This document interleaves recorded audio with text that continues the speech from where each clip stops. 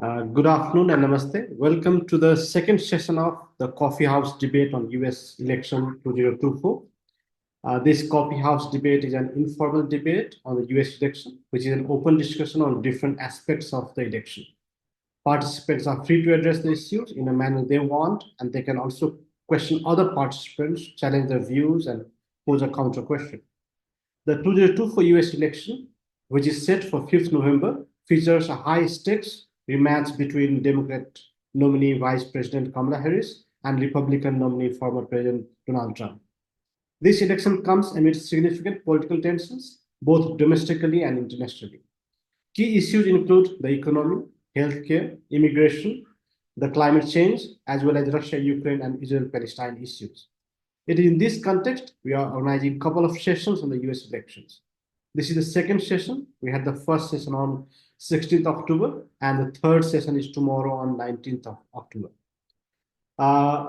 We might organize one or two more sessions very near to the election. To participate in today's discussion, we have very distinguished scholar and experts. I'd like to welcome all our speakers to the discussion. We'd like to request each participant to make their remarks in 10 minutes and to formulate the remarks maybe and pose few questions which you are free to choose any of them or all of them. First is that we just want to see, according to you, which candidate is most likely to win the upcoming election based on the political trends. It's just an assumption. Second, what domestic and international factors will play a decisive role in shaping the election outcome? Third is, how will the election impact US foreign policy, particularly its relation with major powers such as China, India, Japan, Russia, and many countries in the Middle East? What key challenges and opportunities will the newly elected government face upon taking office? And what are the notable achievements of Donald Trump and Kamala Harris that will impact their path to presidency? We'd also like to see what are the key campaign strategies employed by both the parties, Democrat and Republican parties, in the election cycle. So maybe we can start with Professor Christopher Fettweis, who is from Tulane University, to make his remarks in maybe 10 minutes. Professor Chris, over to you.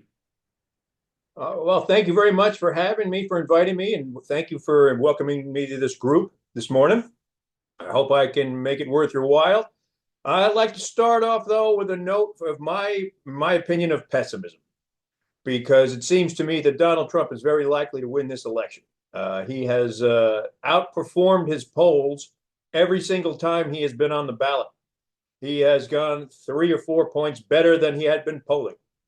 And since Kamala Harris is underperforming now where Joe Biden was, especially with some groups, with Black Americans, with Hispanic Americans, and with young people, for some reason, Trump is very likely, it seems to me, to be president. It's going to be close. It's not going to be decided on that day.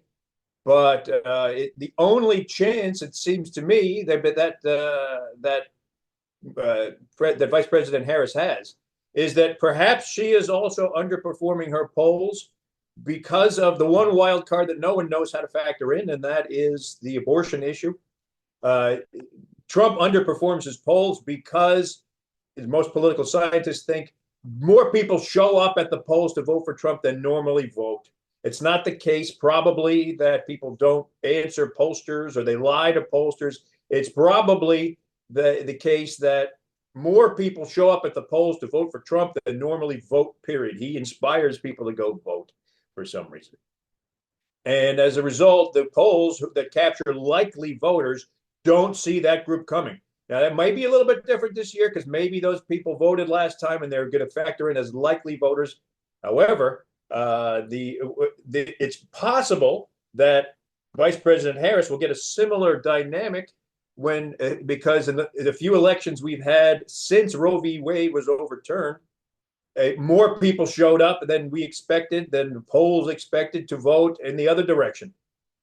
So really, it seems to me the only chance that Vice President Harris has is that the polls are also undercounting her support. And more people are going to show up than normally show up because of the wish to protect abortion rights. And if that's the case, then she has a chance to perhaps match his underperforming polls. But we don't know. We don't know that, and it's unlikely to be decided for any particular for quite some time. At least it's not going to be decided that day. It's as far as what issues matter the most to American voters in this election, as strange as it sounds, I don't think policy matters as much as usual. I think people are either voting for or against Trump. The Democrats could be running almost anybody with almost any platform. And a big chunk of the American electorate realizes the threat that this guy poses, or they think he's a great guy and they are part of this cult. Trump could tomorrow announce a plan to attack India. And half of his supporters will be like, yeah, it's attack India. It's a different mindset. It is many people have said, it's not an original observation. We're dealing with a cult here. Not all Trump voters, but his base are essentially just enraptured with him like no other candidate in American history. And which is why he's such a unique threat to this country, to this system, and to the world. So I don't think specific policy positions are as important as they usually are. I don't think any particular policy is going to be able to sway the election, with the possible exception of abortion.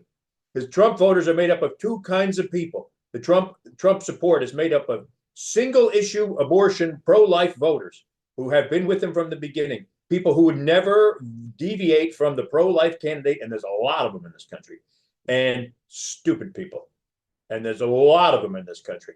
So that's not a mutually exclusive pair of groups, by the way, but they are the two foundation for the Trump base.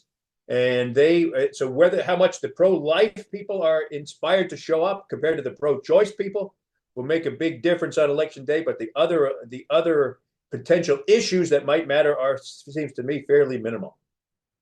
The implications for foreign policy, or the other questions I've been asked to address, are of course enormous, because Trump is easily to manipulate. He can't be more easy to manipulate for foreign leaders. All they have to do is slather on the compliments, and his narcissistic personality disorder will respond very positively.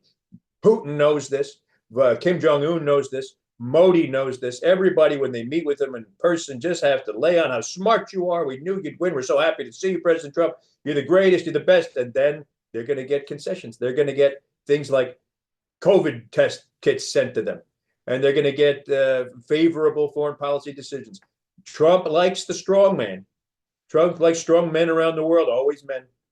So he's likely to cozy up to Modi, who has got authoritarian characteristics of his own, as everyone in this room knows better than I. And Trump is likely to appeal to the authoritarian in Trump.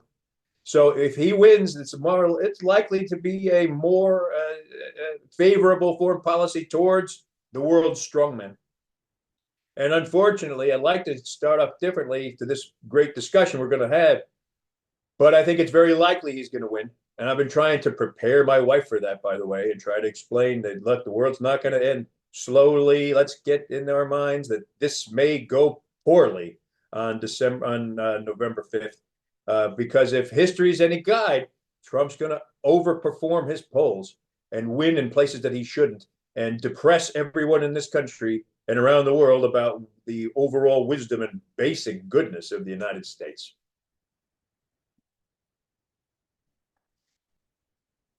So maybe that's a way to just start us off on a really down note. Thank you, Professor Chris. May I now invite Dr. Namrata Goswami, who is from Arizona State University, to make her remarks. Namrata, over to you. Sure. Sure. Thank you, Pramod, and thank you for having me. It's a great honor and pleasure. So interesting to hear Professor Chris's points. So I would draw my remarks in the 10 minutes I have in terms of what the polls say. So I looked up the polls yesterday so that I am updated on where they are. So Nate Silver's poll, which is one of the most interesting polls, and 538, if you look at their polls, what is interesting is that Kamala Harris was leading by 2% nationally, at least 2 or 3 days ago. But yesterday, Trump has gone ahead by 2% in the national polls. And this is based on a Fox News poll, which he put into the data set. And then the 538 polls predict a very similar picture. And then looking at the NPR polls, which took from the 538 and Nate Silver's polls, he's ahead. The most interesting thing, which I find fascinating in this election, is that He seems to be ahead by a very small margin, about 1.2 to 2% in the swing states. So what really will matter is a state that is very close to Alabama, which is Georgia. And Georgia, he's ahead. He's also looking ahead in Pennsylvania, Wisconsin, Arizona. So that is going to be a deciding factor, because to win, he will require 270 electoral votes out of 538. On November 5th and going forward, we might also see a likelihood that both candidates might be tied, but for 269 electoral college, and that would be a very interesting scenario. So my answer to your first question, which candidate is most likely to win, it is still very unknown, which is very interesting. Even for me, I am not able to decide which candidate will win decisively. This is also reflected in the Pew Research Survey, which they did in last few days. This includes the perspectives of Democrats and Republican registered voters. They are also not really sure which candidate is likely to win. The race is very tight. Now, in terms of what domestic and international factors will play a decisive role, so when I look at both candidates' interviews, the debate, the impact of the debate doesn't seem to have lasted. And you can see that in the polls as well as the subsequent interviews given by both candidates. So domestically, what is interesting is that both Democrats and Republicans, registered voters and the independent voters, care a lot about the economy. And what is working, I think, in Donald Trump's favor is that many voters, including the young voters between the age of 18 and 25, are pointing out that their life is getting much more costlier. So unlike us, who might have a better way to get livelihood, young people are starting out and they're pointing out that their ability to rent, their ability to have a life that they want, their ability to move forward, their ability to get an education is getting harder. And I think for some reason, they seem to think, and this is across the aisle, and that is why I think the economy will play a very big role, as it always does. Registered Democrat and Republicans, to an extent, seem to be leaning towards the fact that Donald Trump and his Republican team might be having a better economic plan. I listened into Donald Trump's interview with Bloomberg. It was not very clear to me why they thought that, but they do think that. And that is something that we need to consider when we think about the election. The second issue, as was mentioned, was abortion. Now, here, what is so interesting to me is that Kamala Harris, of course, has a much higher lead, and Donald Trump is not there with her on that issue. But when I listened to the vice presidential debate, the J.D. Vance made a very interesting departure where he pointed out, and I think Republicans have learned a lesson on the abortion issue, given what happened to them in the 2022 midterm election, that abortion is something that they cannot have those very fixed ideas anymore.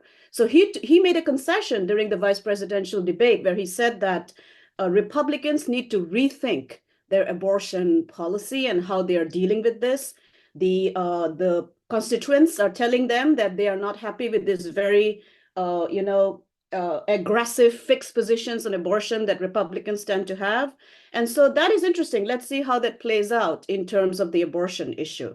And I think Democrats are having to now rethink their strategy on abortion as well, to a large extent. Now, how will the election impact U.S. foreign policy, particularly in relation to major global powers? I think when you look at the engagements under the Trump administration, the Obama administration, and the Biden administration, it is very clear that there is a bipartisan consensus that China is a peer competitor. I see this across the aisle in Congress as well as in both the Biden and Trump administration's perspective. So that will continue, that China will become a major peer competitor, and both administrations are worried about a lot of things, including the authoritarian nature of China, the one-party system, the integral trade issues that are very much enmeshed, and that is playing a role. And which is interesting because if you look at the Pew Research Survey on American attitudes towards China, under Xi Jinping and China's perspectives on the world, Americans are tending to have a much more negative view of China, which they didn't have under Hu Jintao. So that, I think, will play a role. There is a great support across the aisle across Republican and Democratic administrations about the importance of India. In fact, the relationship under Trump with India was getting better, and this started with Clinton, followed by Bush, followed by Obama, followed by Trump, and now Biden also continued. And I think that will continue going forward. Israel, Palestine issue, very, very divisive in the United States. I had students in Arizona and other places going out in protest against Israeli bombings on Palestinian people in Gaza. So that is a very divisive issue. But what I notice is that Kamala Harris is starting to get much more assertive in terms of Biden and her Israel policy. If you remember the Republican convention, Donald Trump actually invited those who were families of the hostages of Israelis in Gaza and gave to us to answer for their perspective and how they felt. So Israel is a very critical issue, and voters will think about that. And then finally, I think when you talk about this important question, which is that what are the notable achievements of Donald Trump and Kamala Harris that will impact their path to the presidency? With Kamala Harris, the one thing where she has probably a disadvantage is that she's part of the Biden administration, and so her record will be judged according to how he has performed. And I can see that people ask her questions equating her to Biden. It is very difficult for her to navigate that role, and she's trying to do a good job of it. For Donald Trump, if you think about some of the achievements which he keeps talking about in terms of foreign policy, one thing is, of course, better relationship with the major powers. He keeps claiming that if he was the president, Russia would have never invaded Ukraine. And so that's an interesting assertion. And Americans actually listen to that particular perspective. He keeps pointing out that the best way to deal with a nuclear-armed North Korea is not to escalate and make the country feel even more isolated, but actually engage. So I think that's an interesting departure if you think about foreign policy. And for Biden, I think the many successes are getting back NATO into the alliance structure, moderating US foreign policy engagements, becoming more status quoist, recognizing the importance of the UN, climate change. So those are the successes. And then finally, what are the key campaign strategies employed by the Democrats and Republican parties?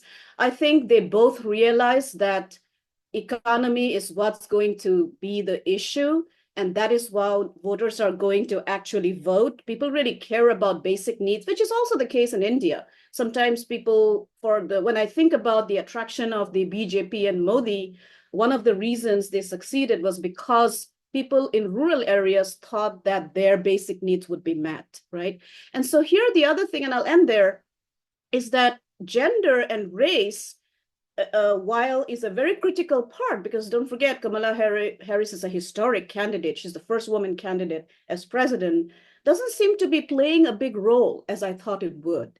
And so I think the economy, immigration, what is also very interesting is that voters across the aisle, Democrat and Republican, are caring a lot about immigration, especially securing the borders. And that is what I find quite insightful looking at their perspective.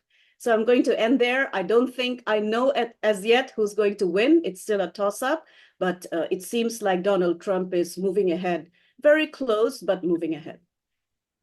Thank you, Dr. Goswami. May I now invite Professor David Mednicoff, who is a professor at University of Massachusetts-Amherst, US.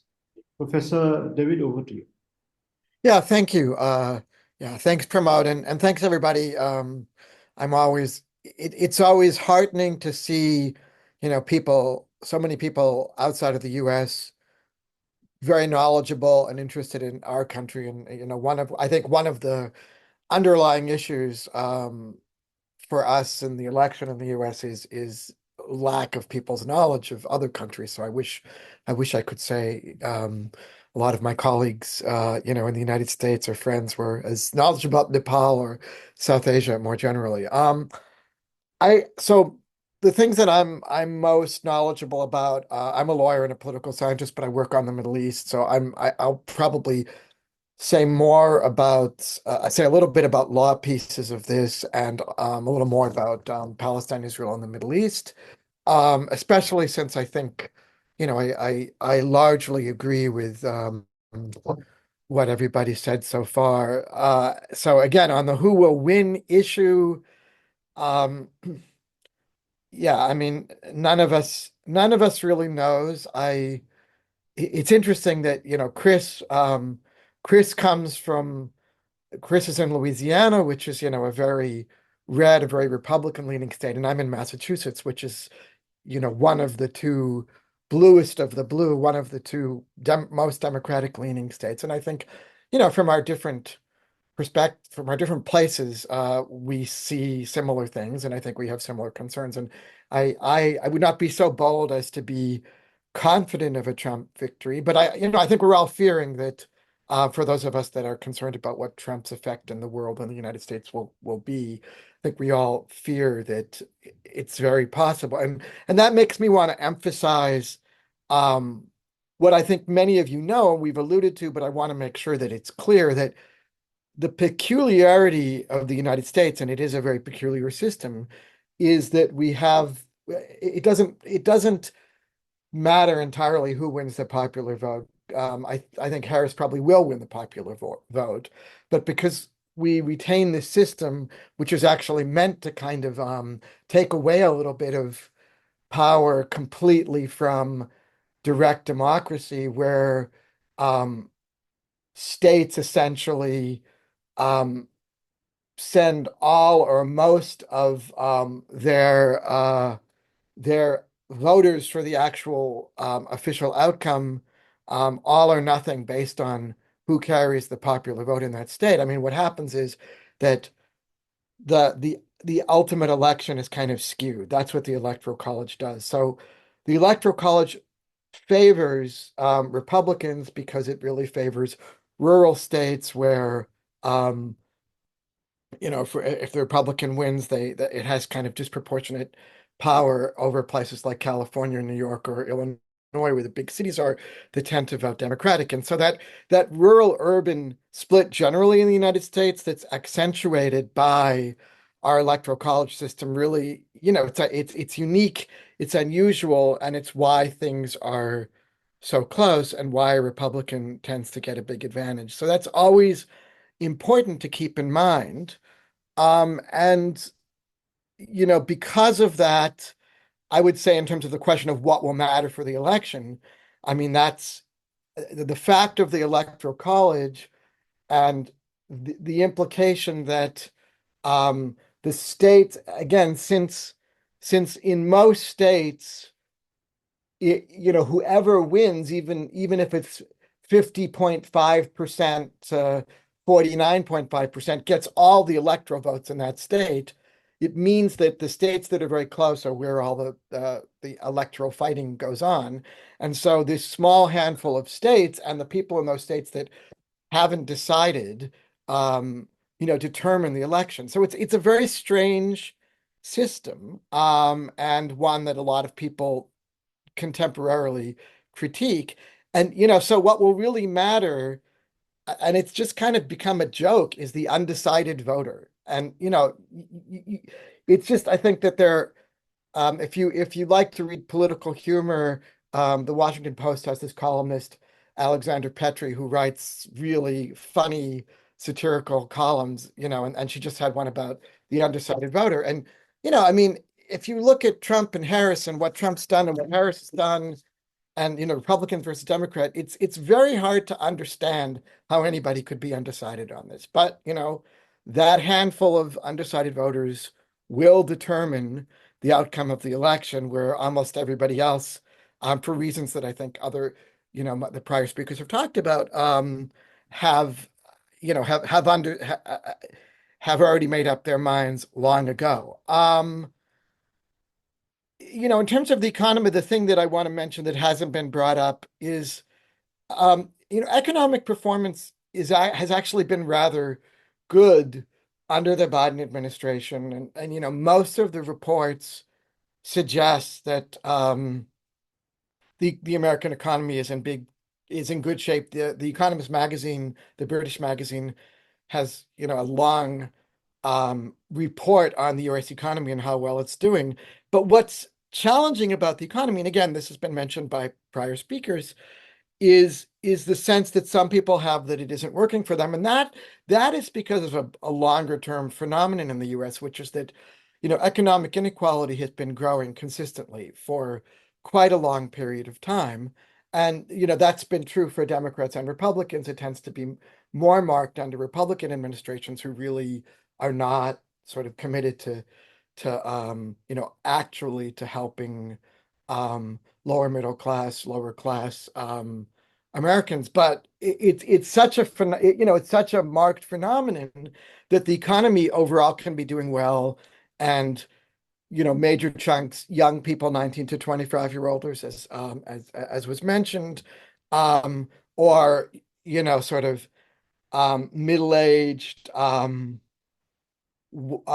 blue collar, not non sort of upper middle class workers can also be hurt by this. So, I mean, when it comes right down to it, it's rather than any particular issue, I think it's the perception that different people take to the economy based on growing economic inequality, and the sense that that's produced, particularly in rural areas where farms have also not been doing very well, that it's hard to kind of make it in, and maybe there are elites in Washington or in the big cities that are doing well, but I'm not doing so well. And that's that's the macroeconomic data is still pretty good. So let me say a little bit more about foreign policy. So obviously, again, has already been said, Trump and Harris have entirely different foreign policies. I mean, there's lots of things that will be similar, such as economic inequality, I think, still,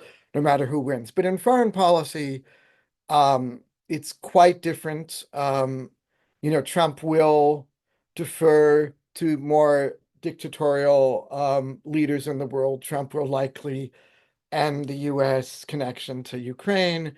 There have been some interesting articles suggesting that Trump really did intend to pull the United States out of the NATO alliance in Western Europe and was only stopped by some of his foreign policy advisors.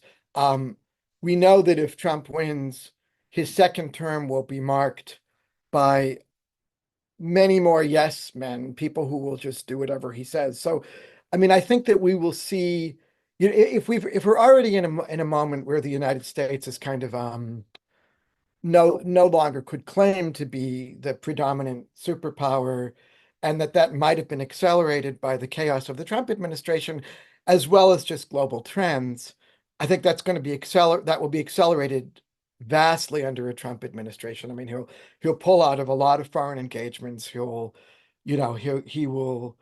definitely weaken the Western alliance. He'll sort of defer to Putin and Russia. I mean, he may well have a kind of a strong policy on China, but his signature policy on China, which is tariffs, is roundly condemned by economists and has been not good for the US economy. I mean, I am a Middle Eastern specialist. I would say that actually the only reason the Israel-Palestine issue matters in the lead up to the election is that, again, because what ultimately is important is a handful of voters in specific states that are kind of close. A couple of states, especially Michigan, where there's a fairly large and increasingly vocal, understandably, Arab American or Arab population, may not vote for Harris out of a sense that the Biden administration, which Harris is a part of, has not been sufficiently concerned about a resolution to the war in the wake of Palestinian and now Lebanese civilian casualties. So that's where it matters for the election. Americans generally don't care about foreign policy, sadly, and it typically doesn't play that much in the election unless there are a lot of American troops overseas. And under the Biden administration, there really are not. This is sort of the first time that the U.S. has not been involved significantly in war for overseas. But in terms of foreign policy, based on who wins, should Trump win, it's almost certain that he will go along with whatever the Israeli government wants to do, particularly since Netanyahu, like him, is someone who sort of pushes a democratic system in authoritarian ways.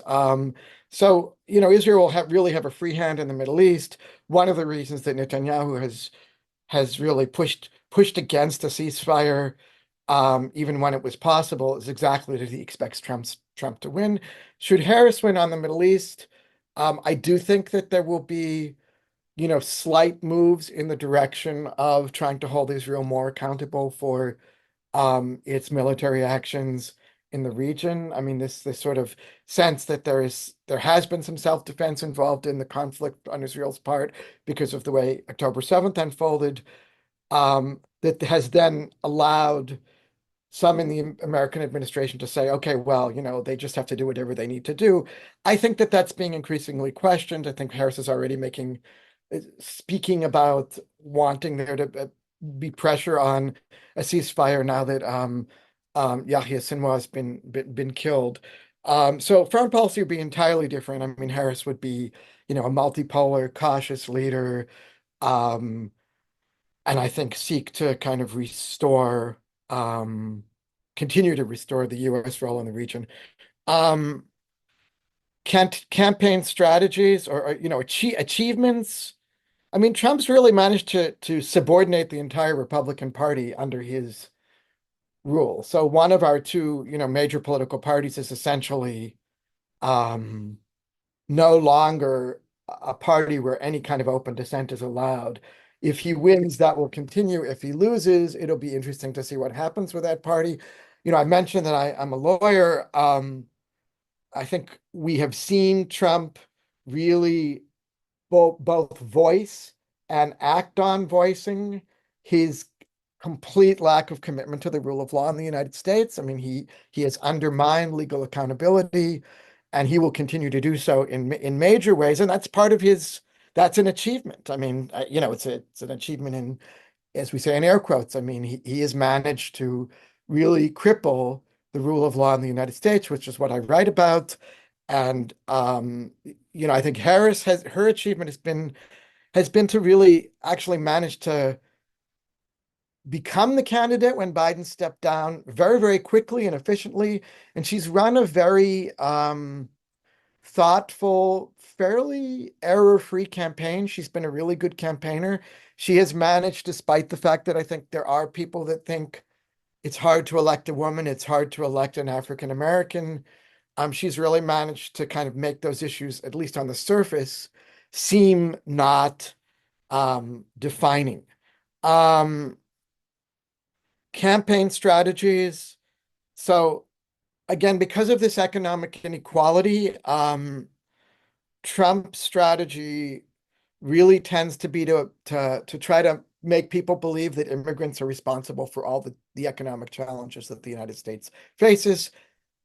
It's demonstrably false. I mean, there are no, if any, leading economists that would argue that immigrants in the United States, by and large, take away jobs from the sectors that are not finding it easy to get employment or overall hurt the American economy. But, it's always easy to blame people. And what Trump has done for decades, but since he came into politics, is be highly divisive. And, the flip side of that is that he tries to be very entertaining. I mean, people can find the United States is a place, like many places in the world, I suppose, where everybody loves, reality TV and because of inequality and other issues, there's a substantial percentage of the population that's very suspicious of the government, and he plays on that in very entertaining ways. So, I mean, it's a combination of really negative, vicious, if you like, campaigning with a lot of falsehood, and like entertaining shtick. He's a performer. Harris did this interesting thing of trying to inject joy into the campaign. She pivoted from Biden's strategy of really pushing against Trump's authoritarianism, which is real, and really tried to make things kind of fun. I guess again, this entertaining thing, and that has seemed effective. But as the campaign wanes and there are fewer of these public events, I guess the undecideds that may be affecting the polls are less entertained. I mean, there's not that much to pay attention to. But I think that, she's run a good campaign. She's gotten surrogates to really attack Trump on these issues like wanting to destroy the rule of law or abortion, where it could really make a difference with voters. She's been very effective on the abortion issue herself, and she's been pretty effective at not seeming or not being allowed to be painted as, a left-wing person out of touch with Americans, which is always what the Republicans try to portray Democratic candidates as. So, in short, I mean, it really is. We are waiting. I mean, the one last thing I wanted to say is that nobody had said before is that if Harris seems to win the election, it will be months before the actual result is clear, because the way in which Trump fought against Biden's victory will be magnified. And so what we're going to see is, an election in early November. And I mean, if Trump actually wins and there isn't a lot of contestation, he will win. If Harris wins, we won't know until January whether there'll be a peaceful transition. Thank you. Thank you. Thank you, Professor David Mednicoff. May I now invite Dr. Uma Purushothaman, who is from Jawaharlal Nehru University. Dr. Uma, over to you. Thank you, Dr. Jaiswal. Thank you so much for inviting me. I hope I'm audible. I'm very honored to be part of this very distinguished panel. So you had circulated some questions, so I thought I would look at some of the questions, not all, because in any case, most of it has been covered by the other speakers. So like Dr. Goswami, I would also like to start with this question of, which candidates are most likely to win the election based on political trends. And I would like to look at the polls. Now, given the, if you look at the polls of the last couple of weeks, you would see that all the polls are within the margin of error. The polls are a deadbeat. So it's become very, very difficult to predict. If you look at the NBC poll from yesterday, it shows that both Trump and Harris are at 48%, and with only 4% of people undecided. And this is a sea change from the same poll conducted by NBC in September, where Harris was actually leading Trump by 5 points. That said, I think if you look at the early voting trends, there seems to be a favorable turnout environment for the Democrats. More women, more white voters with college degrees, more voters of color are turning up for the polls. So whichever polls we see, they are all within, like I said, within the margin of error. Even the Fox News poll only shows Trump at 2%, which is well within the margin of error. So the NBC poll shows that Harris's biggest advantage is among the Black voters, among younger voters between the age of 18 to 34%, and white voters with college degrees. And Trump, of course, leading among the rural voters, among the older white voters and whites without college degrees.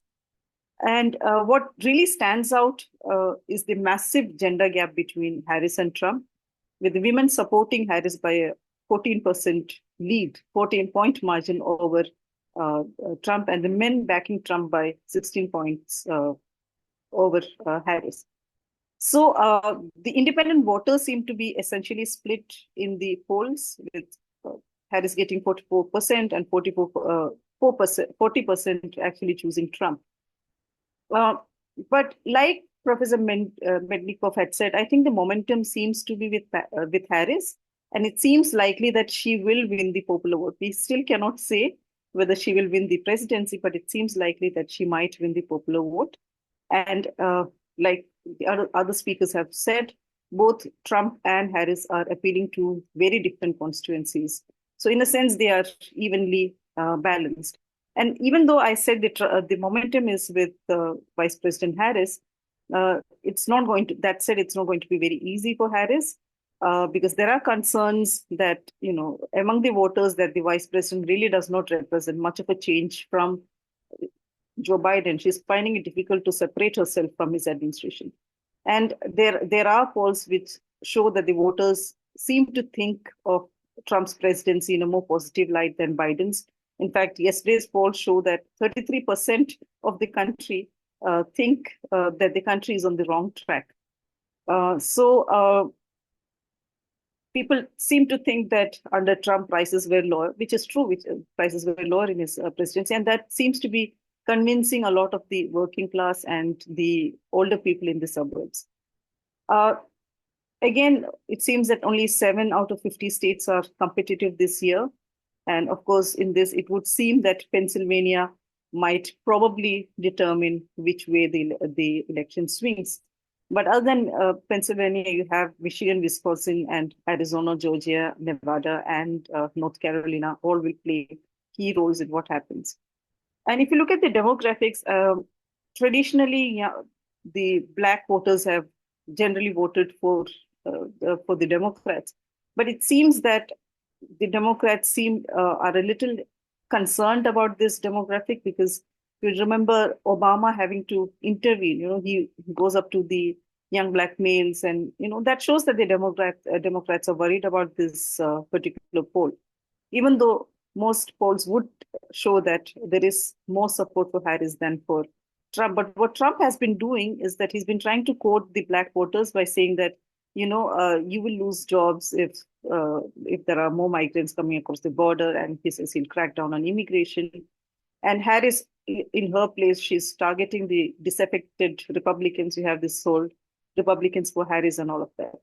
Again, like I said, if you look at early voting trends in places like Georgia, there's been a record turnout. And traditionally, it is said that, the Democrats tend to vote early and the Republicans tend to vote on voting day. So to kind of predict who the winner is difficult. But like a student of mine said to me yesterday, probably the only winner in this election is Benjamin Netanyahu. So then to look at some of the issues, again, going back to the polls, the NBC shows that abortion seems to be the most important issue, particularly among the young voters and among women. 22% said abortion is the most important issue. Immigration follows at 19%, protecting democracy 18%, cost of living 16%, and the war in the Middle East is 9%. And then, of course, there is the gender gap. So basically, this is a race for the middle ground, for the independents who have not yet made up their minds. I wanted to speak about women a little bit, not just as a demographic, but also the kind of appalling misogyny that we have seen at display in these elections. I mean, white women alone are like 40% of the electoral vote, and 89 million American women are registered to vote, and that makes them the largest voting bloc in the nation. And if you look at the last elections, Biden won about 57% of female voters, and that really swung it for him in a sense. Though Trump has said that he does not want a national abortion ban and he will veto any such bill, it still does seem that he's not very popular with with women. And just to come back on what I mentioned about misogyny, I think it's a campaign which has been blighted by misogyny and racism against Vice President Harris. There's been a lot of online misogyny. I mean, you have had the vice presidential candidate talking about childless cat women, and there have been misogynistic and racist slogans, slogans on merchandise which is being sold outside the venues of Trump rallies. There's been complete, among men, particularly on social media, there has been slut shaming of Kamala Harris, bringing up her past relationships. She's been called a diversity, equity, inclusion candidate, basically implying that she's not really qualified to be president. And Trump himself has been, making remarks like that she's, unintelligent and all that.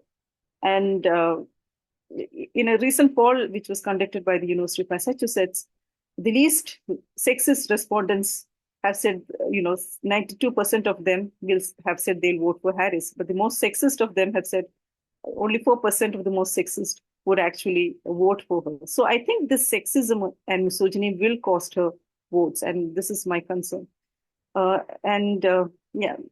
There's a study which shows that some derogatory words there was a surge when Kamala when she took over the Democratic nomination.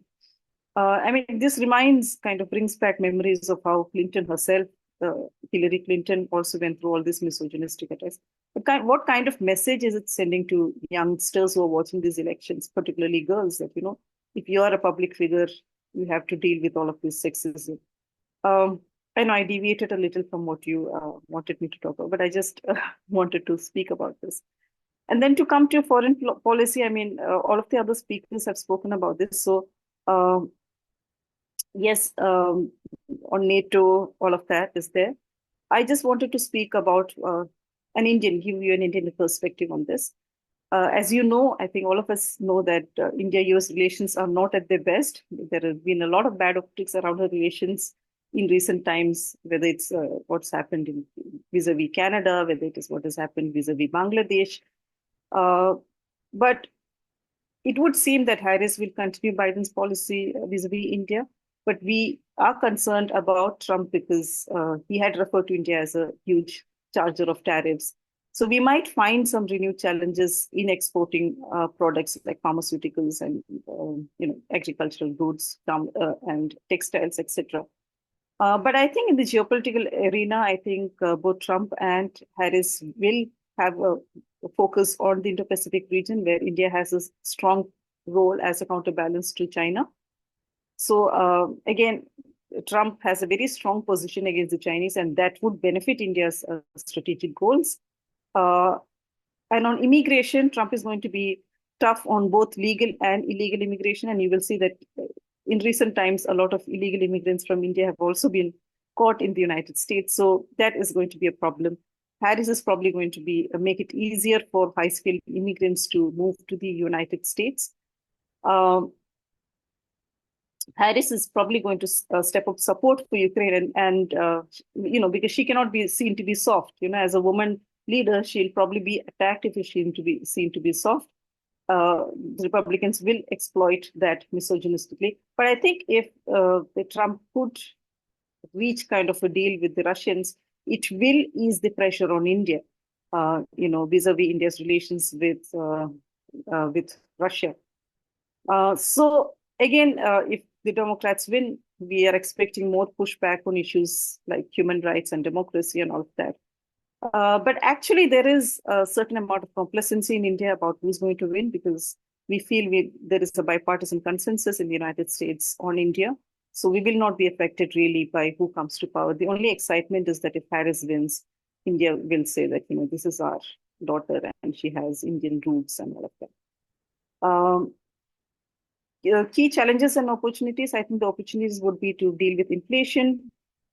Ukraine, it looks like Russia has an advantage as of now. So dealing with Ukraine dealing with Russia and trying to reach some kind of rapprochement there might be an opportunity. How to deal with the Russia-China partnership. There is opportunity for some kind of peace in the Middle East, dealing with the Chinese, and of course, climate change.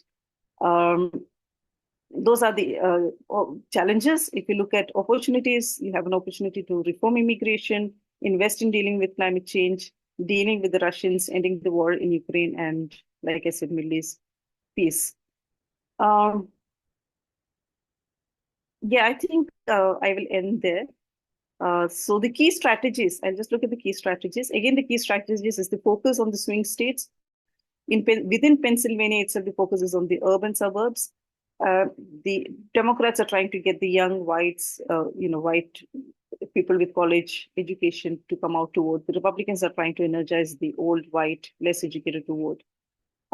Trump is trying to energize men of all covers, of all covers, kind of appealing to the inherent misogyny. And the Harris campaign, interestingly, is not playing either a race or a gender card, and they're trying to avoid the temptation of identity politics. I'll end there. Thank you. Thank you so much, Dr. Uma Purushothaman. May I now invite Ambassador Vishnu Prakash, who is former Indian diplomat. Sir, over to you. Well, good evening and good morning. Thank you, Dr. Jaiswal, for the invitation. I'm very happy to be a part of the panel discussion. being the last speaker has its advantages because a lot of ground has been covered, and I don't want to repeat myself except to say that I can safely predict that either Kamala Harris or Donald Trump will be the winner. So that is the confidence that I have in my ability to read the tea leaves.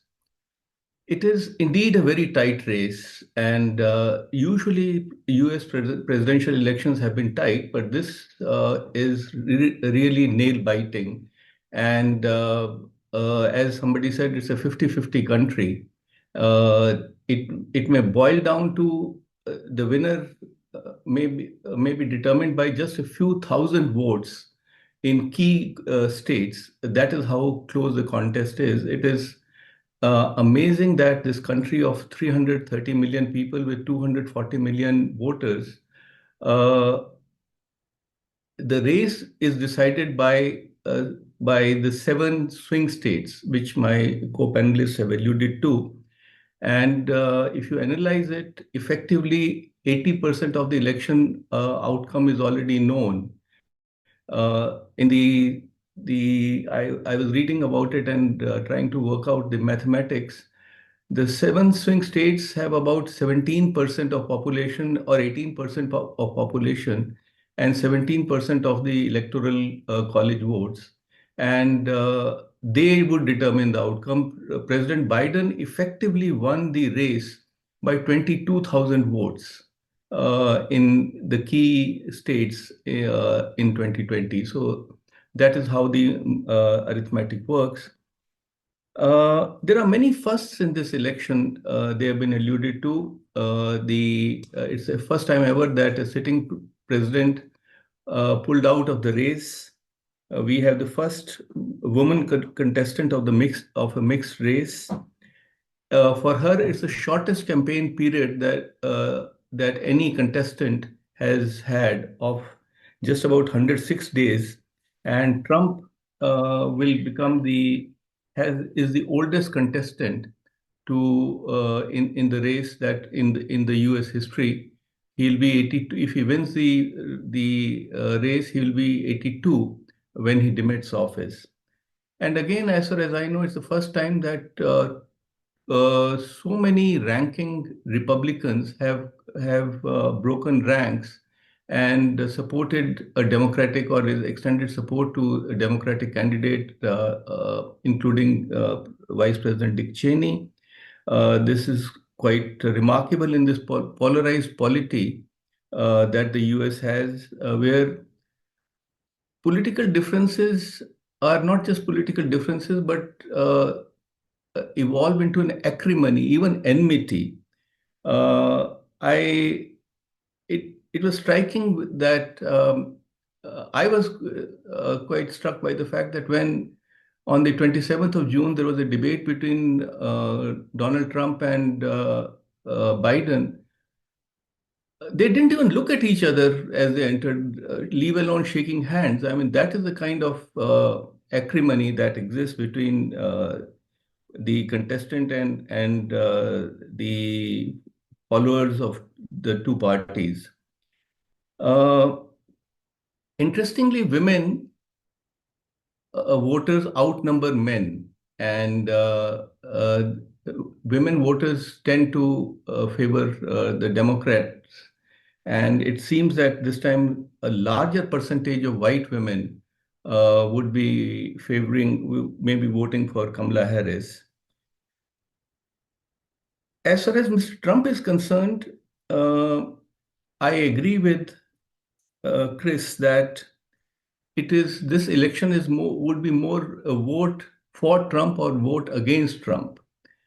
But Trump does not have a fan following. He is almost a cult-like following, to me, which is inexplicable. He is embroiled in a number of civil and criminal cases. He has been accused or held guilty of sexual offenses, tax evasion, misuse of office. Um, uh, but he has emerged as a messiah or a mascot for the white working class. Now, how has this happened is inexplicable. He's a billionaire who has hardly paid any taxes, who has evaded taxes, yet he has this cult-like following. And yes, he has, as David said, subordinated the Republican Party to his rule. It is no longer a Republican Party, it is the Trump Party. I also find it noteworthy that the US elections are the most expensive elections in the world. I was reading that in 2020, the presidential polls, presidential and congressional elections in all cost $16.4 billion. $16.4 billion. And this year, it could be as high as $20 billion. This does not include the expenditure by the states. And to put it in context, it's almost half the Nepalese GDP. So that is the kind of money that is involved, and money rules. Money talks in the US elections. From the Indian perspective, interestingly, there is no national or federal election commission which can oversee the elections. Every state has its own rules, which varies from one state to another state.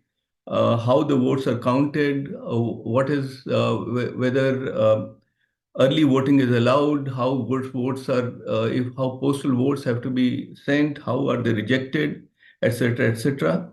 But the most unique feature is certainly the electoral college votes, where a candidate who wins the popular vote may or may not become the next president, unless he or she also, as my co-panelists have already mentioned, gets 270 electoral college votes. There is widespread apprehension that democracy itself may be in danger if if Mr. Trump becomes the president again. It has already been mentioned that it may be difficult for him, or he will try his best to challenge the outcome if it does not go in his favor. There is a bit of an Indian flavor in the election, or let's say spice in the American stew. Whosoever comes to power, there'll be a bit of Indianness in the White House, either in Miss Kamala Harris, or the wife of J.D. Vance, who is of Indian heritage. As far as the issues in elections are concerned, it's already been covered. I will not talk of that. Except that the prospect of Mr. Trump's return has NATO allies quite worried.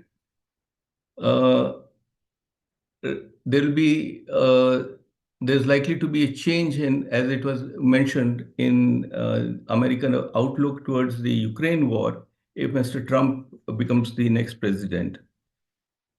As far as the presidencies go, Trump came to office convinced that US had been taken advantage of by friends and allies, and US had been shortchanged. He went about, as he saw it, to undo the damage that his predecessors had done, or become un-Obama. Except for one thing, Nobel Prize. He could never reconcile to the fact that Mr. Obama had gotten a Nobel Prize, and he was determined to emulate that feat. One of the reasons he reached out to North Korea was to try and resolve the Korean issue, in the hope that he would get the Nobel Prize, which did not happen. As is very well known, he was unapologetically transactional and mercurial. He pulled the US out of many international agreements. And I agree that in case he gets elected again, the pressure on the NATO alliance is going to be quite strong.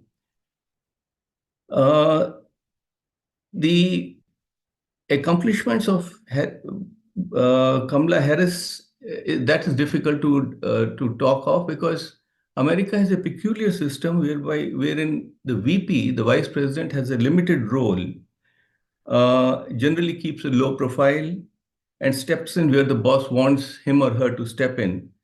So therefore, it's difficult for her to lay claim to any particular accomplishment. The successes and failures of the Biden presidency are her successes and failures. And as one of the co-panelists alluded to, it's a bit of a burden on her to distance herself from the Biden's presidency. She's often asked what would she do differently if she were to become the president, and she has difficulty navigating that topic because she does not want to say anything which is critical of the Biden presidency. Yet she has tried to talk of opportunity economy and talk in an effort to woo the middle class voter, because the working class or the middle class, lower middle class, is about 1/3 of the voter base in the US, and it's very important for her to attract that segment of the society. So she has been talking of uh, offering $6,000 through as child support, $25,000 as housing support, $50,000 as tax breaks for new businesses. Um, so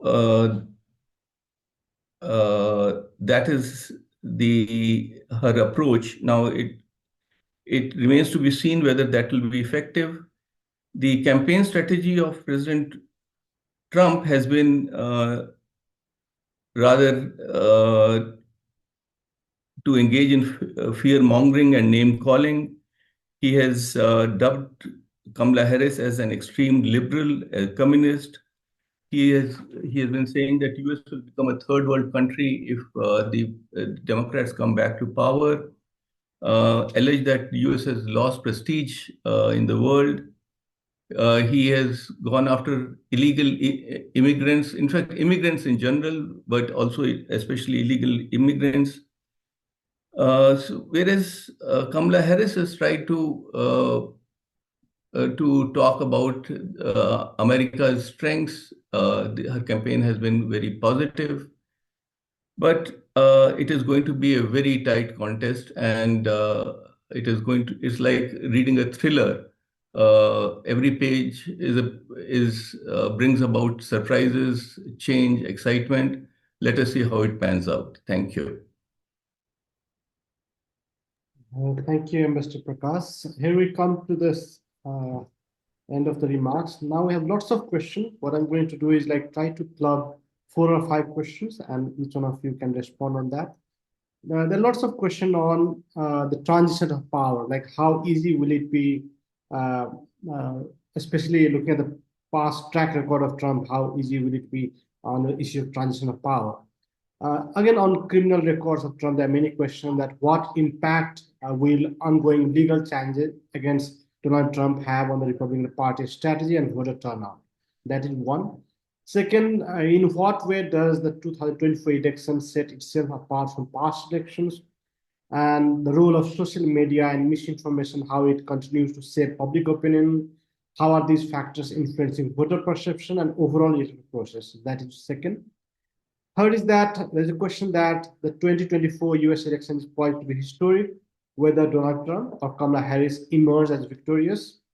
Trump could become the first former president with a serious criminal record to run, while Harris has the potential to break barriers as the first woman president.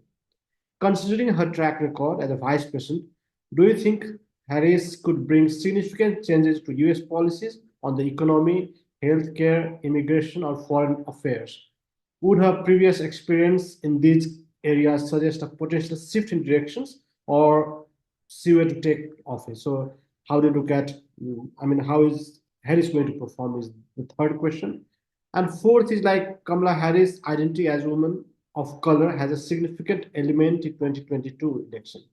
So how do you foresee identity politics playing a role in her potential 2024 candidacy, and will it be a strength or a challenge? So let me go in the same order. May I now first invite Professor Chris and then to Namrata. Professor Chris, over to you. Sure. A couple of things. Maybe I'll take the last one first because I think that one of the strange things that's happened. I started off my remarks, as you recall, by saying that Trump outperforms his polls. But what has happened when Trump is not at the top of the election or top of the ballot is that the Republicans have done poorly everywhere when he is not on the ballot. The party is disintegrating except for Trump. Trump holds it together. He's kind of the sun in the middle of that gravitational orbit. And you take Trump out of there, and you have a very, very weakened party. So in off-year elections, in midterm elections, and local elections, when Trump is not on top of that ballot, the Republicans have done poorly. So if you're looking for, from my perspective, an optimistic note, he's likely, the GOP is likely to do very well next month. But in the midterm election in 2026, they're likely to do poorly. He will not be on the, and eventually, although it seems far down the road, that guy's going to die.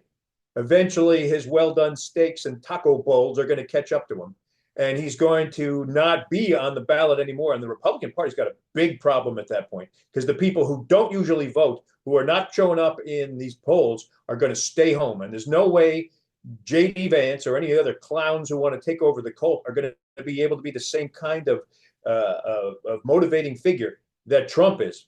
So once he's gone, the party has a big problem. Whether or not some of the other questions that came up, I'll leave stuff on the table for my fellow panelists, other than to say there's going to be, like for the second question in there about regarding Trump's legal troubles. The power of the American presidency, the way it's designed is it has to be, in order to be functional, somebody in office has to show restraint. There has to be some restraint in order for the republic to hold together. The presidency has a lot of power. And if someone is in there who is uninterested in restraining himself, then it can go really off the rails. And I think there's a good chance Trump will try to pardon himself from anything that came up. He will interpret the recent Supreme Court decision, which many of you probably know about, giving the president sort of limited immunity. He will interpret that in a maximalist way and say he's immune from everything, and will just run roughshod over everyone. He'll be surrounded by sycophants and yes men. There will be no adults in the room like there were the first time.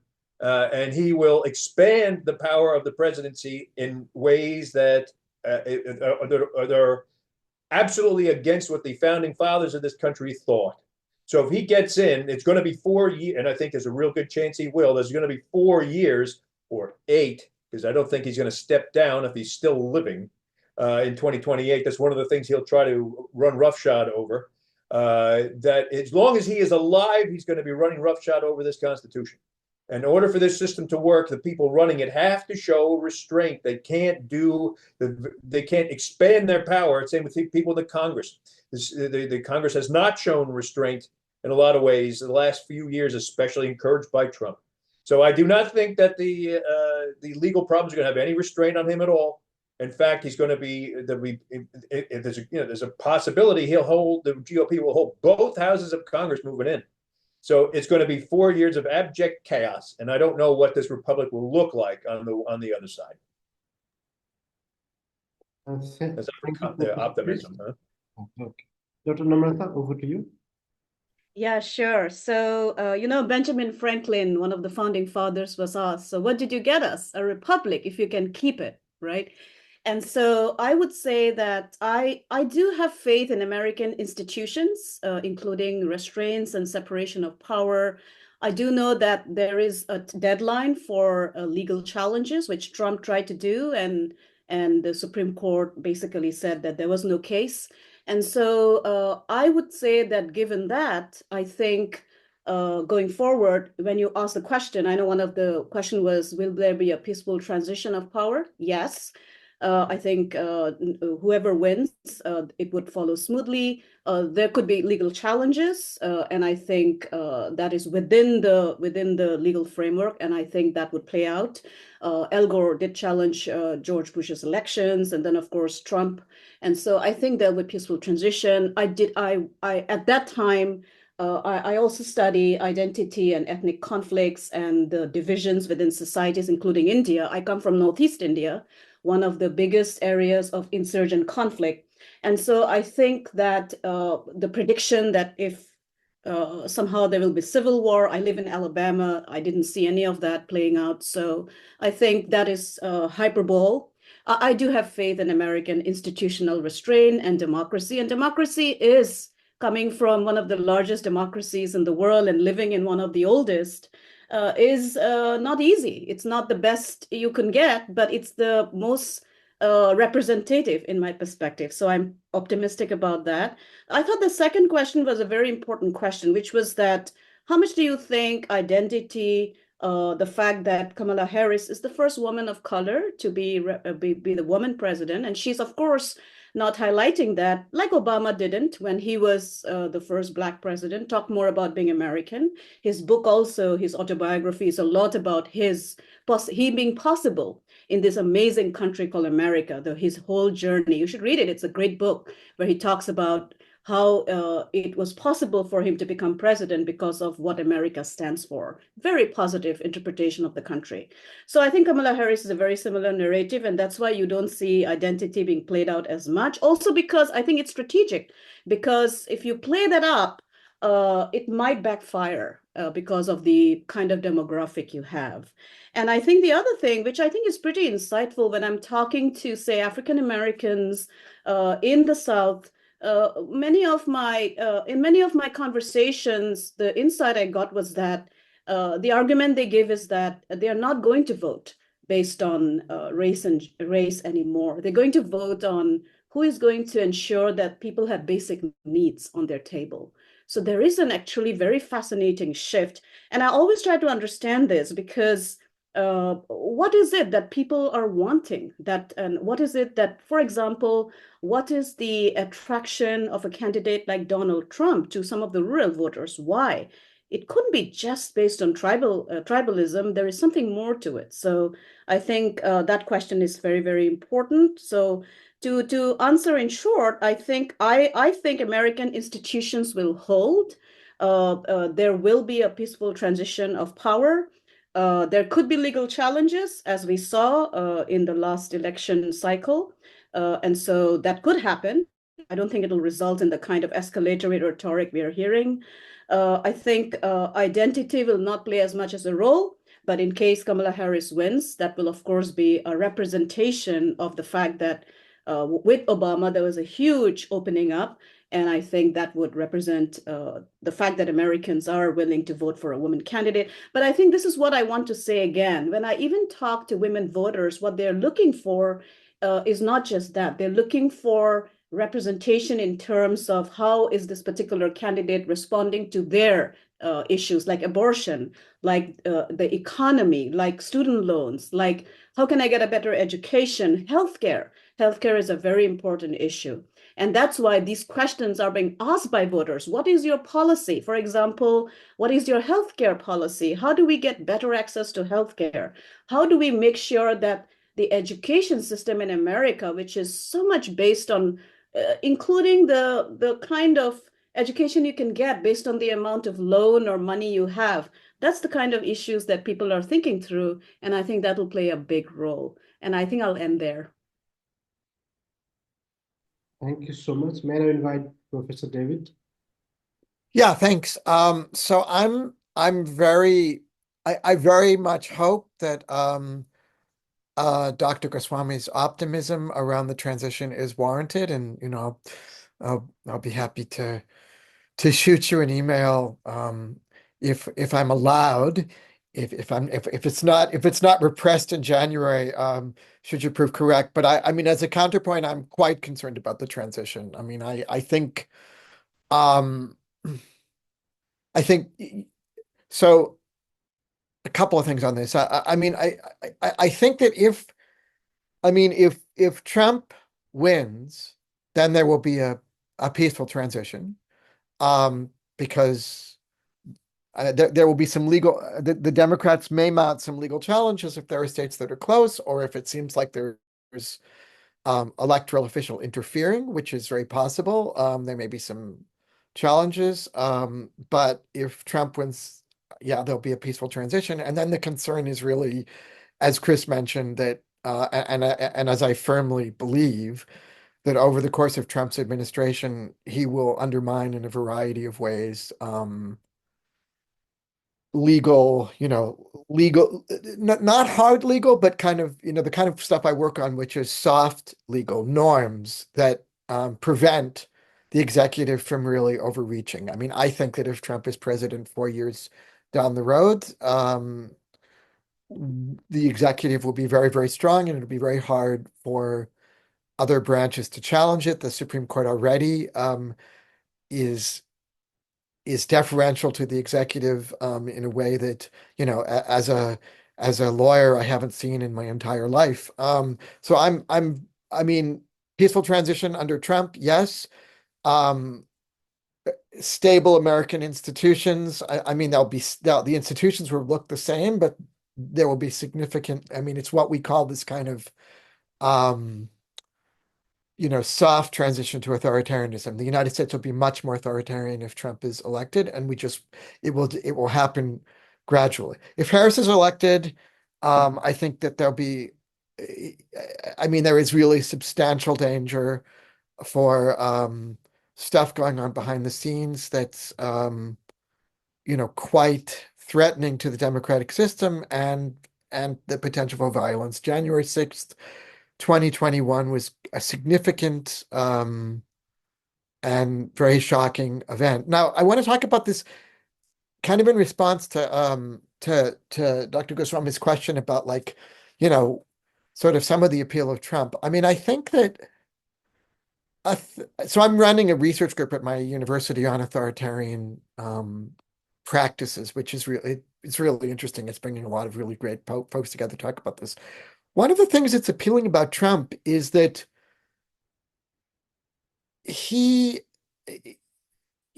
can be really fun to transgress political norms, or to, go out and do things that seem, it's fun for people to feel permission to do things that are kind of not acceptable or wrong. I mean, January 6th, and a lot of what Trump sort of empowers is not just about suspicion of the government. I mean, so that's one side of the coin, which is really important. I mean, it's this sense that as I think one of the other questions was about social media, it plays such a plays such a role in exacerbating polarization, that there are genuinely lots of people in the United States that don't trust, facts, legitimate news media. And so one side of this coin is the government is untrustworthy. The government, Biden never was elected. I mean, J.D. Vance still will not admit that Biden won the election. And, I know that, I mean, he went to he went to one of the top law schools in the United States. He knows Biden won the election, but there's this two-sided coin of you don't believe the government to be legitimate, and therefore you're justified in acting against it. And then the other side is that it's kind of fun. It's acting out in a way that Trump is giving people permission to act out in a way that typically you can't do. And so when the election result, I mean, if the election results favor Harris, there will be a lot of people that will feel that's not legitimate, that can't be right, whatever anybody says, that's not right. And it's both our duty, and it's kind of like it's empowering to go out and try to take the government back. So I think, maybe I mean, hopefully, I believe that, there will be some peaceful transition of power, but I'm very concerned about it. And the only thing that I think is going to protect us is that there are lots of people who are mobilized on the Democratic Party side to try to use law and institutions to push back on this. But I think it's really dangerous. And part of this is also the answer to, like, what to make of Trump being a felon. I mean, again, I don't understand why Trump's record isn't more of a concern to people, other than, again, this complete lack of trust. I mean, if you don't believe that the political system and the legal system are valid, or are fair, then all of this is created to target poor Trump because everybody's out to get him. And I've been a little surprised that his clear criminality in the past, his lack of paying taxes, all that stuff hasn't mattered, but it's all part of this transgressive kind of idea. If the government is illegitimate, then you can't trust anything that you read about it, and you live in this alternative world. And I don't want to suggest that. I mean, I want to go as far as Chris and say like a lot of Americans are really stupid, but I think that, I mean, maybe they are, I don't know, but I do think that there's a lot of intentional, building up a silo around a belief system that the government hasn't served me, and therefore it must be against me, and therefore, I can't trust anything that happens from this government, that gives permission to go along with somebody like Trump who really stokes that. And I think that, maybe we'll have another round. I know there's a lot of other questions in the chat, so I'll stop for now. Thank you, David. May I invite Uma? Uma, over to you. Interested to listen to all these varied opinions on this. I know Americans would know best what would happen if whether there'll be a peaceful transit of power. But from a person who's from a developing country and having seen what happens in third world countries, I would still be rather optimistic, having seen what happened in January 2021, in the sense that if the insurrection on January 6, 2021 had happened in a third world country, for sure you would not have seen the media speaking out. And in the United States, we saw that the vice president himself refused to allow this to happen. And most of the media, 95% of the media, made sure that Trump's insurrection did not get traction. They wrote against him, and they were, all the shows were against him. So I think the point that the United States has a very well-functioning free press will still protect the United States in case there is, Trump attempts another kind of January 6 again. And I think the United States has too long a tradition of democracy. I'm sure Trump will do his best to make a lot of noise and all, but ultimately, I think, like Dr. Goswami said, I think the institutions of democracy are too embedded in the American consciousness for Trump really to do this again. I am saying this because I've seen, we have seen in African countries, in Asian countries, what happens when an authoritarian regime, comes to power. The first thing they do is to muzzle the press. And the fact that he's not been able to do that itself speaks to the strength of American democracy. So what is historic about this election? I think, yes, you have a former president who might come back to power. He's a person he's a convicted felon. And of course, I think there's going to be huge, in a sense, crossing of the Rubicon if someone like, Kamala Harris comes to power. And the first time we'll have a woman of color, a woman and then a woman of color becoming a president. I think that will be hugely inspiring for women across the world. I mean, every time you talk about American presidencies, people always say that, oh, but then they've never had a woman president. And we have had a woman in India, we've had a woman prime minister. Bangladesh has had a woman prime minister. And still the Americans don't have a woman president. I think, and I teach a course, and I'm planning to teach a course on women in American politics and society. So for me, if she does win, that's going to be a huge inspiration for women across the world. That you can do whatever you want to do, irrespective of your gender and your race. I think identity politics really does not play much of a role. I think the election is probably being fought more on issues like abortion and all of that, particularly because the Harris campaign has also not played identity politics. They've not used that card at all.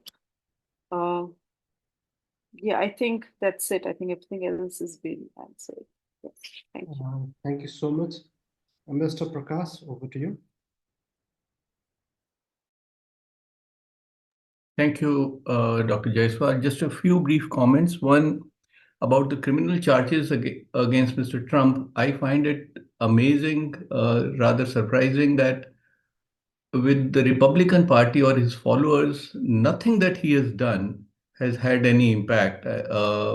With, whereas the Democrats or the other section of the American polity uh, very strongly believes in his culpability.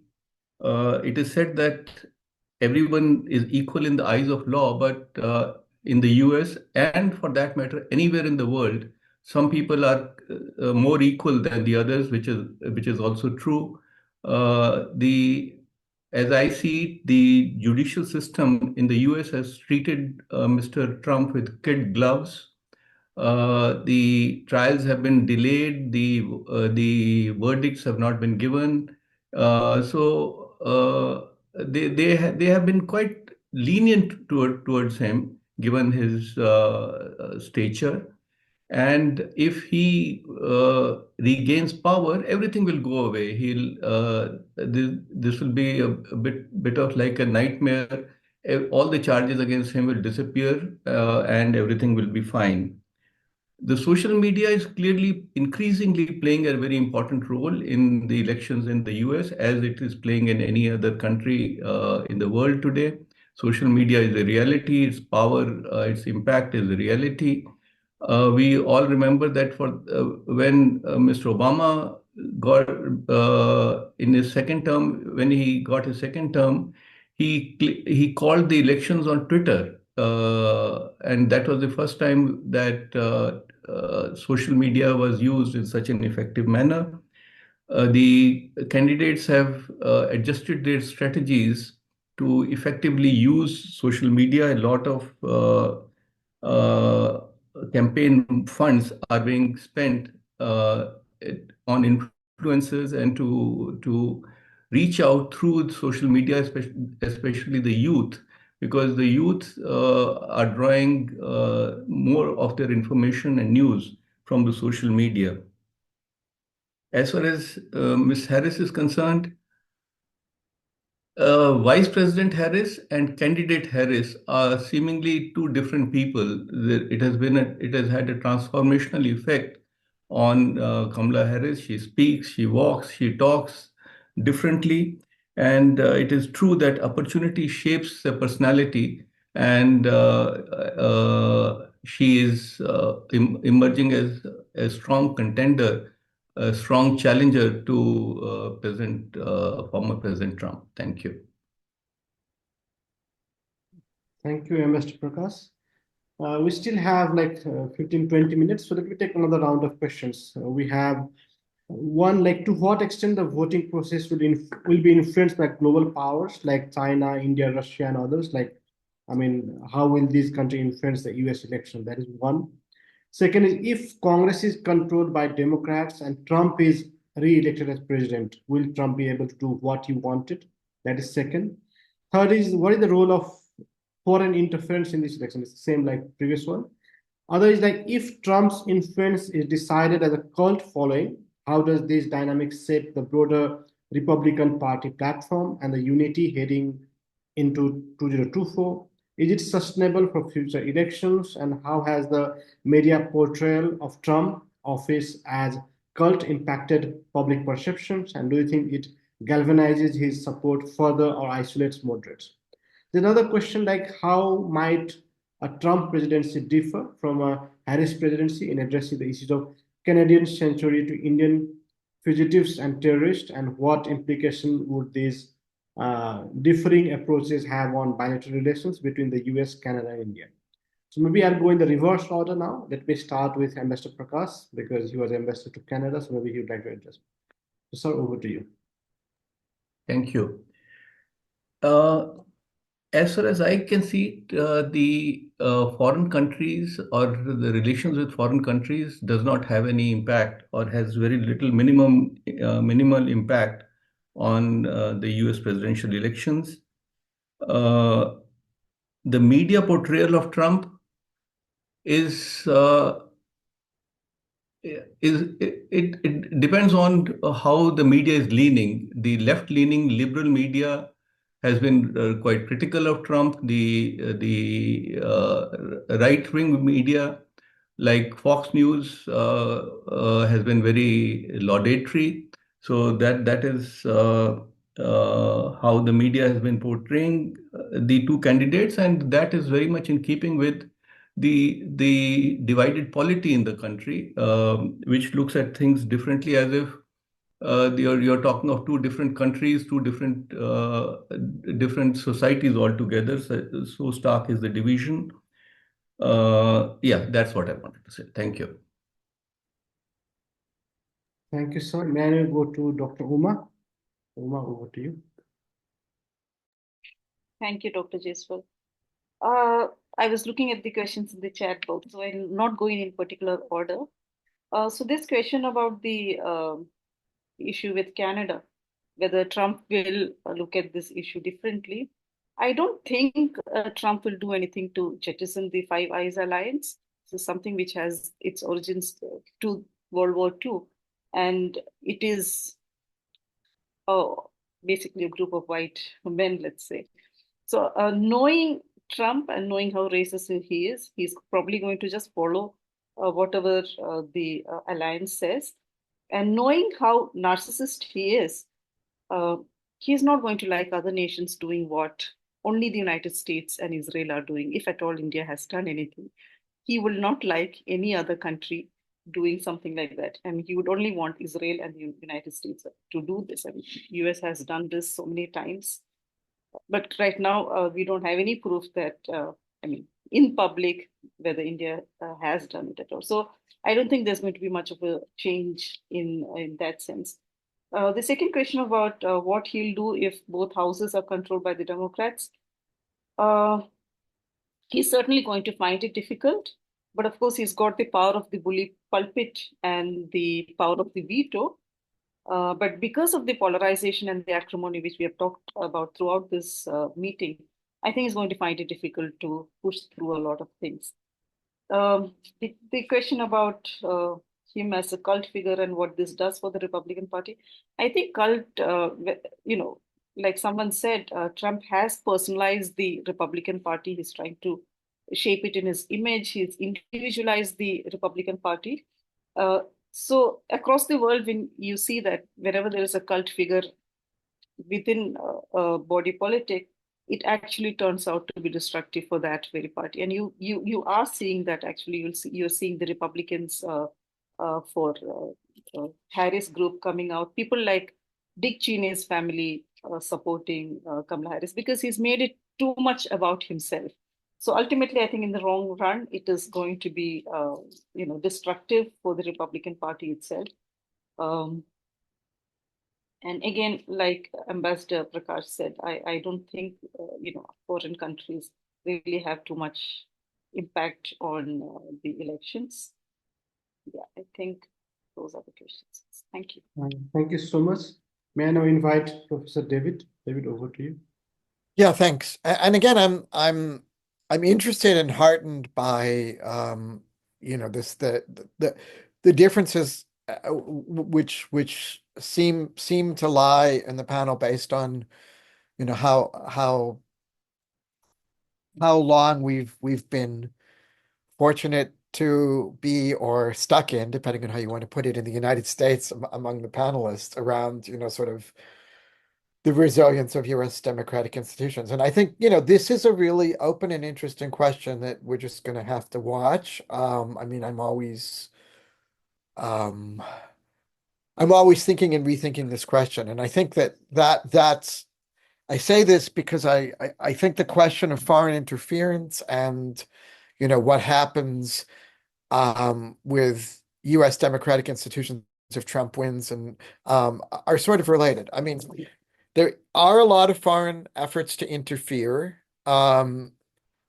It's very hard to kind of really know and capture what they are and what they do, because the point is that Russian and Chinese and other foreign interference in U.S. politics is all about pushing the same kind of social media polarization, which is happening already and which has led us to the situation that we're in, where there is a tremendous amount of mistrust among many people of American institutions and the regular American media. So I guess what I'm saying is that I think that foreign interference has mattered a lot and continues to matter, not because Vladimir Putin admits that he likes Donald Trump, which of course he said the opposite kind of jokingly, but because there are very sophisticated and well-funded Russian and Chinese social media bots that are pushing US political discourse further in the way that it already is, so that it's very hard for a lot of people to feel any trust in the rule of law and the actual transparency or reliability of American political institutions. So that ties into the second, this question that I think Aditi had about Trump's dynamic and sustainability. And, I mean, 2020 was interesting because there really was a counter reaction to Trump's efforts to consolidate power, dismantle um, norms around American democracy, and chip away at confidence in those institutions. And so there was kind of okay, he's done too much. Let's, yay, American institutions are okay. And that's where I think the optimism that some of our panelists have expressed, may well be warranted. I don't think that the kind of authoritarian gradual takeover that I fear has been happening with Trump means US institutions will die, or that the free press will entirely disappear. But I do think that these are degrees and shades.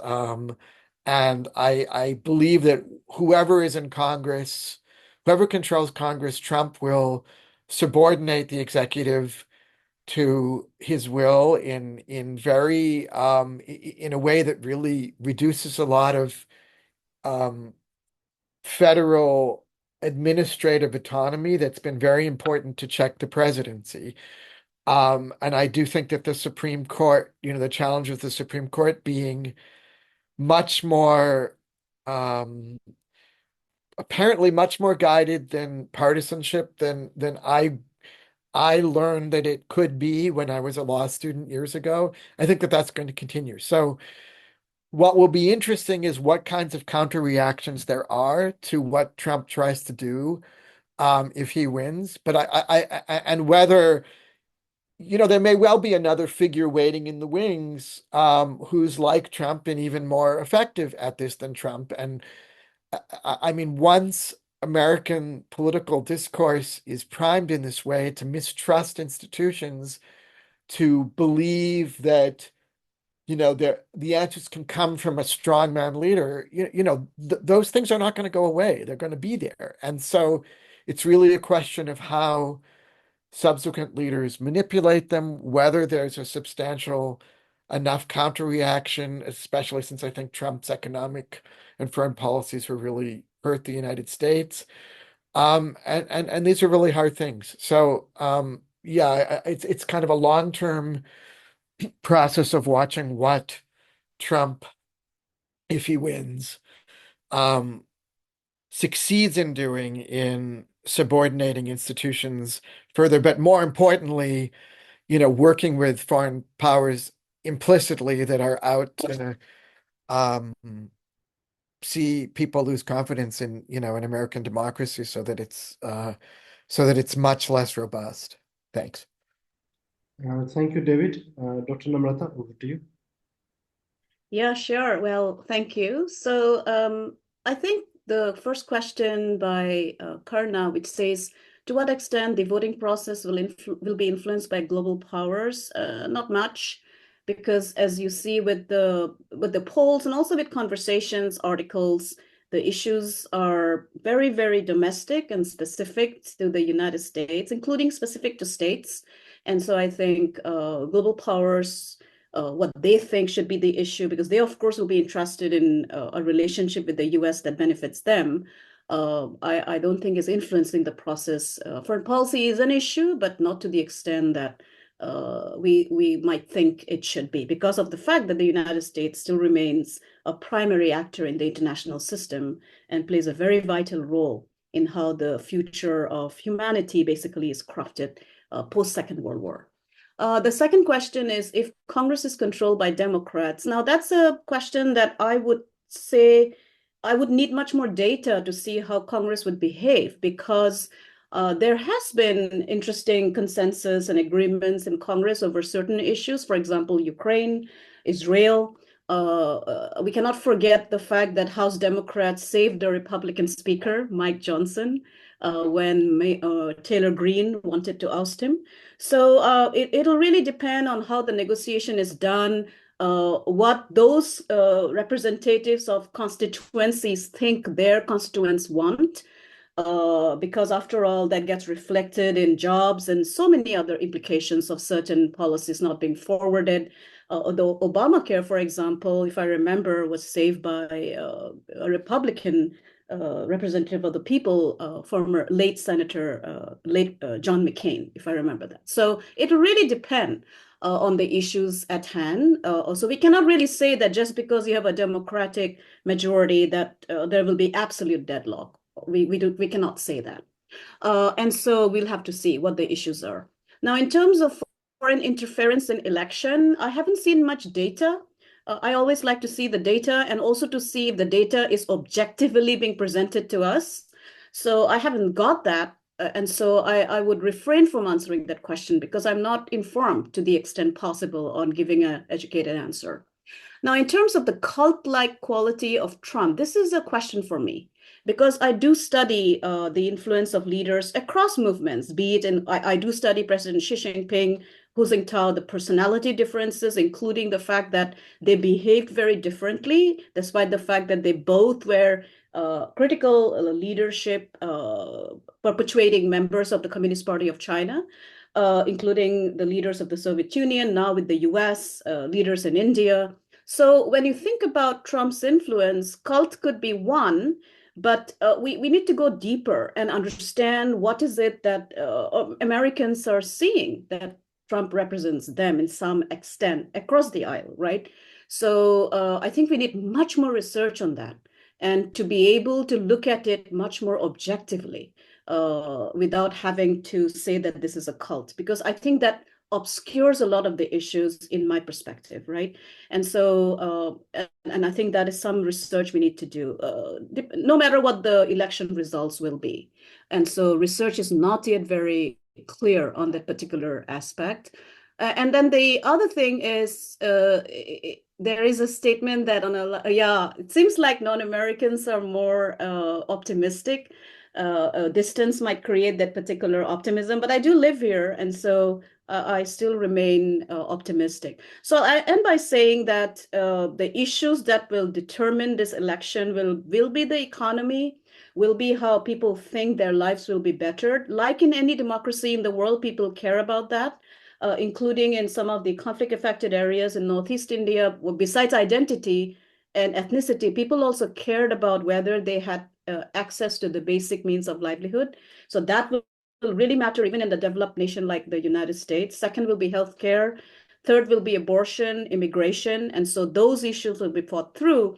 And then, of course, there is also this, I noticed this because I come from a state like Assam in Northeast India, where the fear of illegal immigration from Bangladesh played a major role in elections, including in my own family. So I noticed that that is also a rhetoric, the fear of being taken over by illegal immigration. And I think that'll play a role as well. But I still remain optimistic on the resilience of American institutions because they were resilient. And we can only test resiliency not when everything is okay, but when things are in crisis. And I think American institutions stood the test of time in my perspective. So I'll end there. Thank you, Dr. Namrata. May I now invite Professor Christopher? Sure, I wish I could share my colleagues and co-panelists' optimism, but I don't. I am perfectly comfortable referring to the base of the Trump support, not all Trump voters, but the hardcore base of the Trump support acts just like those following David Koresh. Trump can say whatever he wanted, and he was one of these cult leaders who was burned in Waco 25 years ago. The behavior of the people at the heart of that movement are exactly the same, which means when the leader's gone, when David Koresh burned, the Branch Davidians went away. When we can predict quite clearly what's going to happen with the rest of the Republican Party. Those who had any spine, who weren't willing to kowtow to the leader, have been drilled out. The Republicans are going to take the Senate. It would take an abject miracle for the Democrats to hold on to them. They're going to have the House is 50-50. The House, we can't tell. I can tell you, though, at least one of the legislative branches, or the legislative houses, will be in the hands of the Republicans, and they will kowtow. They will not push back. Just recently, I don't know how closely everyone's been looking, there has been advanced copies of a book by Mitch McConnell, the Republican majority leader. No more secure person in his position than Mitch McConnell, who said that he hates, essentially, what we've all known. He's hated Donald Trump for the entire time he's been in public life. Said he's a terrible person, an awful influence on the country, a cancer in the body politic, but he never did a damn thing to push back on Trump because he wanted, like everybody else in that party who is still in the party, they want to keep their jobs. And they're not going to push back one bit. And they all, the younger ones are hoping to be the next Trump. They're all wrong. The cult has one leader. And the leader, they're going to have a problem when he's gone. And afterwards, just like it was impossible in 1950 to find anybody in Germany who supported the Nazi party, there's going to be nobody in 2035 who was a supporter of Trump. They're all going to say, I never really liked him. I was, marriage of convenience. That's all nonsense. They're going to line up with him. There's going to be no constraints on his behavior. Now, I agree with my colleagues. The basic function, the basic structure of the U.S. politics and polity is not going to change much. But the internal divisions, the internal, the normative foundation of this government is going to take a beating, and it's going to be weakened. And there will be people who will copycat afterwards. They'll say, look, even the Democratic side, they'll say, well, Trump was able to get away with this. I'm going to continue it. I'm going to continue this. He overstepped the normative barriers. I'm going to continue down that road. It's going to look like Putin's Russia, but hopefully less so. Modi has done his best to erode the norms of Indian democracy. Erdogan, Putin, these are the people who Trump looks up to and who he admires their use of power, and he's going to erode the U.S. structure, the normative basis of the United States Republic. And it is all this at this point. There's nothing we can do. And I'm also comfortable. Last maybe point.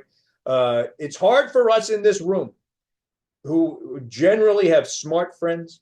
You deal with educated people. You interact in groups with people who are clued into the not only the facts of politics, but the facts of just existence and the existence of facts. It's hard for us to really contemplate that. Number one, most people don't care about politics. And there's a tremendous amount of people out there in the world with what Robert Jervis, my favorite political scientist, used to call low cognitive complexity. And there's a lot of people out there who can be swept up in the cults. And an old book by a guy named Sinclair Lewis called "It Can't Happen Here." It can't happen here. Talking in the 1930s, imagining a fascist takeover essentially of the United States. It can happen here. And I'm very, very worried in the next 4 to 8 years, he's not going away. Till he dies, the United States is in tremendous risk. And that's unfortunately because we're the strongest country in the world, everybody's at risk. I wish I shared my co-panelist faith in this power of the American institutions, but I've watched one institution after another roll over and play dead to this guy, and they're going to do it again. And I wish I wasn't less, because I'm such a pessimist. Normally, I'm an optimist, everybody. I think the world's getting better. Everything's good. There's much less conflict. But boy, Trump has worn away my optimism. Thank you, Chris. Professor Christopher Fettweis, Dr. Namrata Goswami, Dr. Purushothaman, Professor David Mednicoff, and Ambassador Vishnu, Prakash. Thank you so much for your valuable time. It was very interesting. And I'd like to thank you for your valuable time. I'd also like to thank all our wonderful audience who joined us and enriched the discussions with important questions. Please join us tomorrow for the third session, same time, but different speakers. Thank you. Thank you so much.